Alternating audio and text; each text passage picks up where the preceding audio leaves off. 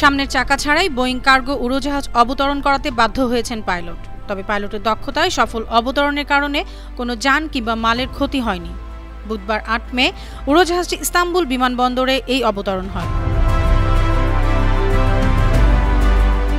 তুরস্কের পরিবহন মন্ত্রণালয় জানিয়েছে, ডেলিভারি সংস্থা ফেডেক্স এই ফ্লাইট পরিচালিত করেছে। গেল বুধবার প্যারিস চার্লস ডি গল বিমানবন্দর থেকে উড্ডয়ন করেছিল বোয়িং 767 উড়োজাহাজটি। উড়োজাহাজের ক্যাপ্টেন ইস্তাম্বুল পৌঁছে বিমানবন্দরের ট্রাফিক কন্ট্রোল টাওয়ারকে জানান, উড়োজাহাজটির সামনে ল্যান্ডিং গিয়ার খুলছে না, কিন্তু তাদেরকে ল্যান্ডিং করতে হবে। এমন বার্তা পেয়ে উড়োজাহাজটি অবতরণের সব ধরনের প্রস্তুতি নেয় বিমানবন্দর কর্তৃপক্ষ। ভিডিওতে দেখা যায় উড়োজাহাজের পেছনের চাকা জোড়া রানওয়েতে ছুঁয়েছে।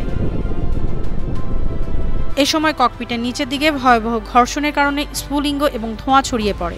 কিছুক্ষণের মধ্যে উড়োজাহাজটি রানওয়েতে থেমে যায়। এই ঘটনার পর আবারও যুক্তরাষ্ট্রের উড়োজাহাজ নির্মাতা প্রতিষ্ঠান বোয়িংয়ের ত্রুটি নিয়ে সমালোচনা শুরু হয়েছে।